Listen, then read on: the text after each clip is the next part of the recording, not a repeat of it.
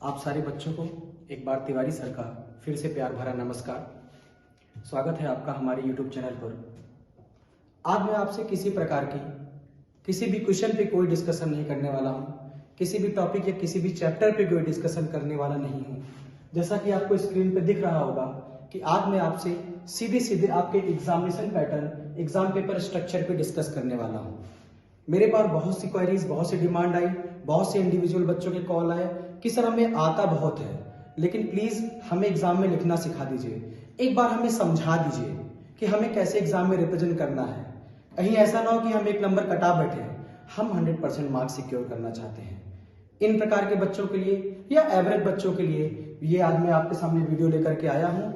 और ध्यान रहे, ये मेरा वीडियो क्लास 9 to 12 सारे बच्चों के लिए है।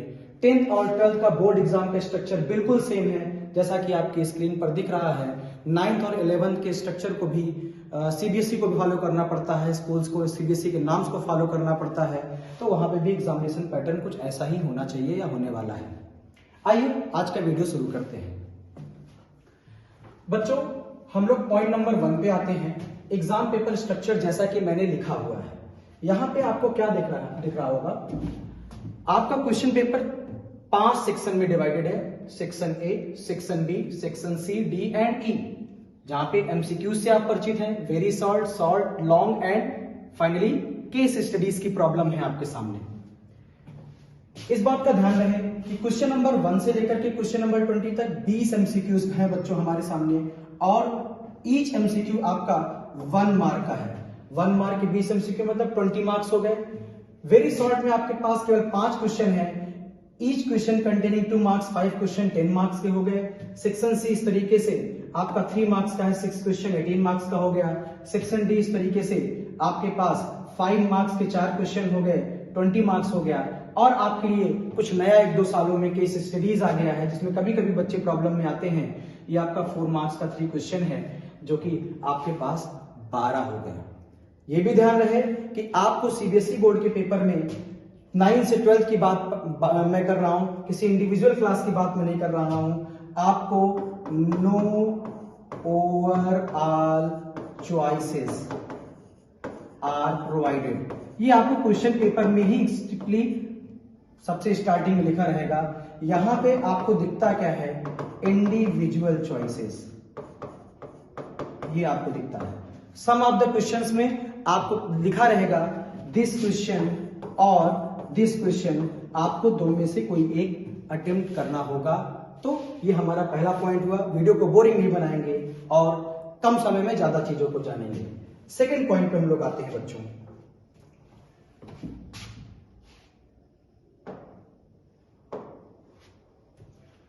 सेकंड पॉइंट है मेरा, पहले कौन सा सेक्शन करें या पहले कौन सा करें, which section should choose first. यहां हमारे पास जो ऑप्शन होता है बच्चों, ए, बी, सी, डी और ई का होता है। अगर आप क्रम से करते हैं तो इससे बेहतर कुछ हो ही नहीं सकता, इससे अच्छा एग्जामिनर को कुछ लगता ही नहीं। यह भी ध्यान दीजिएगा, मैं आपसे किसी प्रकार की कोई हवा में बात नहीं कर रहा हूं। मेरे पास जो बोर्ड कॉपी चेक करने के एक्सपीरियंस है, मल्टीपल ईयर का एक्सपीरियंस है, टीचिंग का जो भी मल्टीपल ईयर का एक्सपीरियंस है, मैं आपसे उन एक्सपीरियंसेस के आधार पे बात कर रहा हूं। है ऐसा बहुत ब्रिलियंट बच्चा ही कर पाता है, कोशिश कर पाता है, बाकी बच्चे ट्राई करते हैं और कंफ्यूज होकर के रह जाते हैं।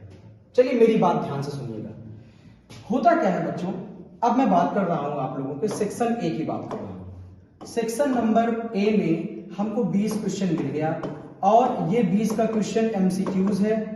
थोड़ा इजी भी होता है और कुछ टेक्निकल हो सकते हैं। अब बच्चा इसमें अपनी पूरी टैलेंट, पूरी क्षमता, ऐसा लगता है कि बस यही इसका क्वेश्चन पेपर है। अब इस 20 क्वेश्चन को करने में वो अपनी पूरी क्षमता दिखा देता है। कभी कभी बच्चा ये 1.25 घंटे 1.5 घंटे ले डालता है ये 20 क्वेश्चन करने में, क्योंकि उसे तो 38 क्वेश्चन दिख रहे हैं। उसने तो मिस कैलकुलेशन कर ली है कि मुझे भैया 1.5 घंटे में 18-19 क्वेश्चन कर लेने हैं ना। गलत। अगर आपकी स्पीड बहुत स्लो है तो भी आपको 1 घंटे से ज्यादा नहीं जाना है। एक बहुत अच्छा बच्चा 40 से 45 मिनट में सेक्शन को 40 मिनट में, और ब्रिलियंट बच्चा 30 मिनट में भी कर सकता है। लेकिन कभी कभी मैं कहता हूं कि दुर्घटना से देर भली, मत जल्दबाजी करिए। आप 40 से 45 मिनट लीजिए और इन 20 नंबर को कैरी करिए। चलिए आगे बात करते हैं।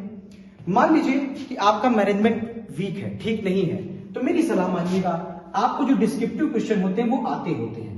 सेक्शन बी पहले नंबर पे अटेम्प्ट करिए, सेक्शन सी दूसरे नंबर पे अटेम्प्ट करिए, सेकेंड नंबर पे, सेक्शन डी हम लोग तीसरे नंबर पर अटेम्प्ट करेंगे, और इसके बाद चौथे नंबर पे अटेम्प्ट करने के लिए हमारे पास दो ऑप्शन है।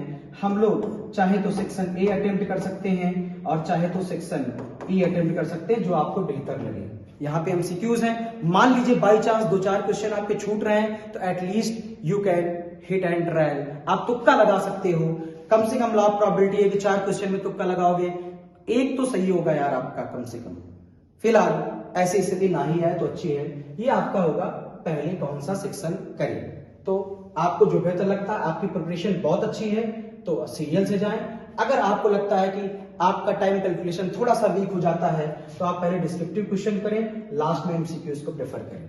नेक्स्ट पॉइंट पे हम लोग आते हैं बच्चों।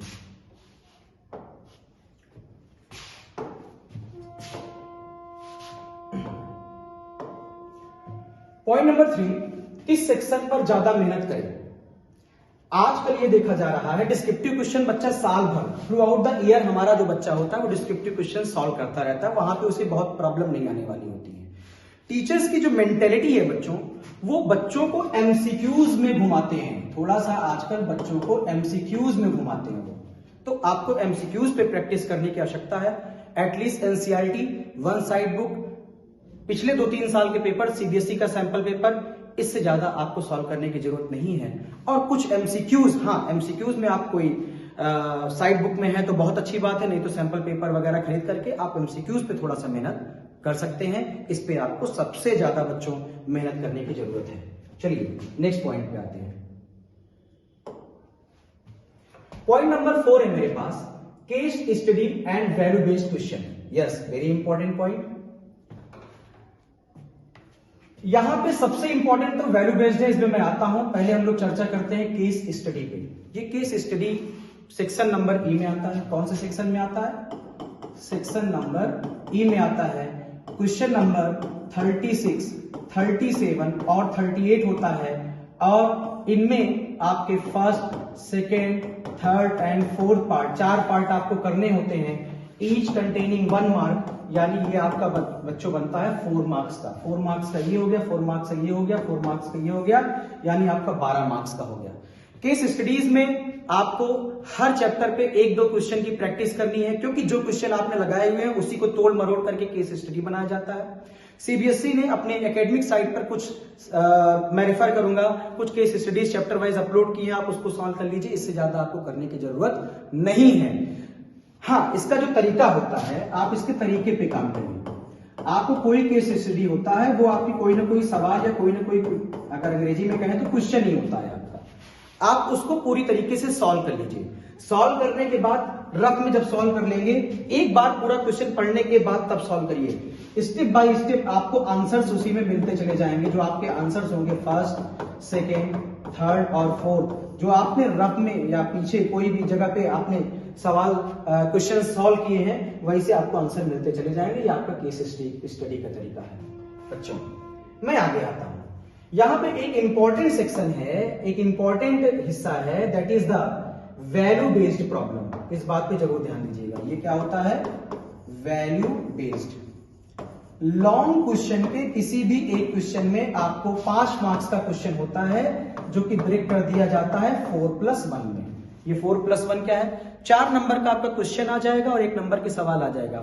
फॉर एग्जाम्पल एपी का एक सवाल, बहुत फेमस सवाल है कि हर क्लास के बच्चे, जितनी क्लास है उतने ही सेक्शन है, बच्चे ट्री प्लांटेशन करते हैं। तो लास्ट में एपी की सवाल पे मैं नहीं आता हूं। इस पे वो जब बच्चा आंसर निकाल लेता है तो लिखा होता है what is the moral value, what is the value in this question या रिप्रेजेंट दिस क्वेश्चन। इस प्रकार के शब्दों का यूज वहां पे हुआ रहता है। आपको निबंध नहीं लिखना है, ध्यान दीजिएगा। आपको मोरल वैल्यू पे निबंध नहीं लिखना है कि पूरा खाली बैठे 1 पेज लिख डाला, 1 नंबर मिलना है आपको, ऐसा मत करिएगा, टाइम वेस्ट मत करिएगा। आपको जैसे हम कहते हैं कि ट्री प्लांटेशन क्यों जरूरी है, क्वेश्चन इस पे बेस्ड है, तो टू सेव आवर इन्वायरमेंट आपने 1 लाइन लिख दिया, टू सेव आवर एनवायरमेंट। इस तरीके से लिख दिया आपने, हो गया, आपको 1 नंबर मिल गया, आपको समय बर्बाद करने की जरूरत नहीं है।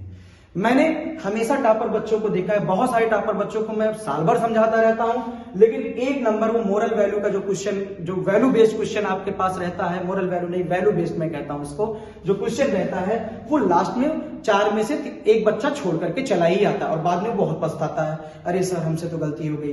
देखिएगा, अगर आपका 79 आउट ऑफ 80 हुआ तो आपका 99 आउट ऑफ 100 आने से कोई दुनिया की ताकत नहीं रोक सकती। और 100 नंबर पाने वाला बच्चा जब 99 पाता है, एवरेज बच्चों को बहुत ज्यादा प्रॉब्लम नहीं होती, तो उसे बहुत तकलीफ होती है।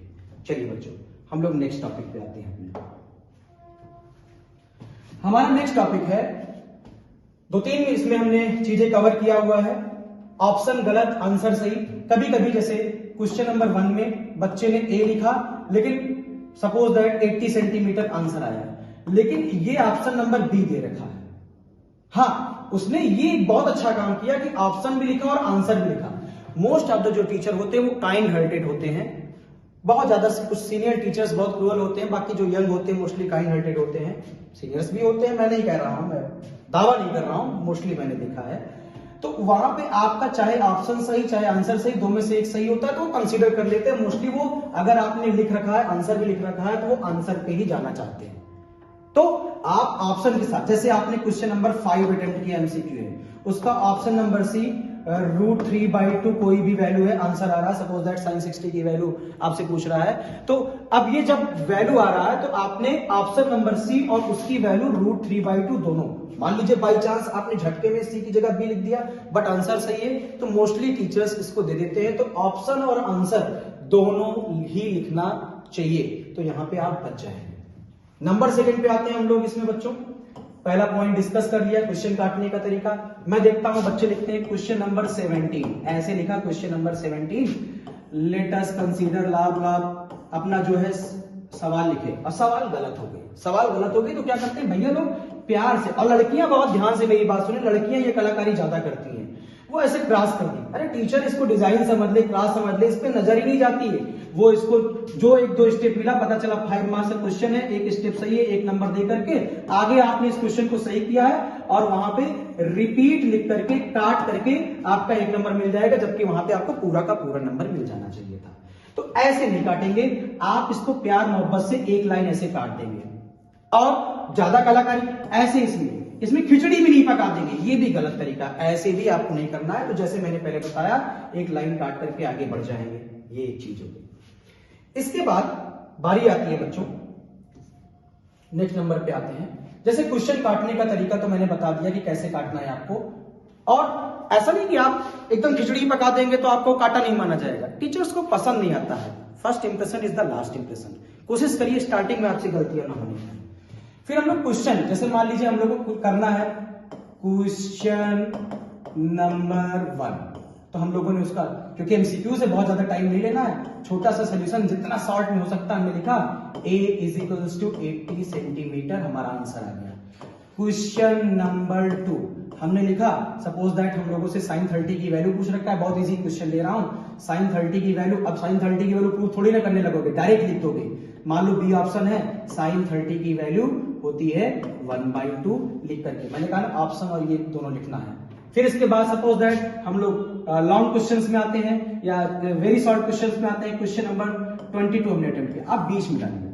हम लोग लॉन्ग क्वेश्चन में आते हैं, मान लीजिए क्वेश्चन नंबर हम लोगों ने लिए 33, लॉन्ग क्वेश्चन है। बच्चा इसको सवाल को इस तरीके से सॉल्व करना चालू कर दिया, बच्चा क्वेश्चन को सॉल्व करना चालू कर दिया। लास्ट में ये आपकी कॉपी है, ये आपकी कॉपी है, और लास्ट में इतनी लाइन बची, भैया जी क्या किए, क्वेश्चन नंबर 34 यहां लिख दिए और अगले पेज पे उसका सोल्यूशन ट्राई करना शुरू कर दिए। अब टीचर की नजर तो इस पे गई नहीं, हालांकि सेंटर पे लिखा है तो भी चली गई। कुछ लोग तो बहुत कलाकारी करते, किनारे लिखते थे, वो तो बच गया। अब कितना क्वेश्चन जाके कोर्ट में चैलेंज करोगे? उन सीबीएस, वो कोई सुपर ह्यूमन नहीं होते हैं जो कॉपी चेक करने होते हैं, बहुत जिम्मेदारी से, बहुत सिंसियरली से करते हैं, मैं ये बात कर रहा हूं। लेकिन नजर से निकल गया तो आपको उन्हें डिस्प्ले करना, आपको उनको दिखाना है, आपका सोल्यूशन 3D है, बोलना चाहिए आपका सोल्यूशन।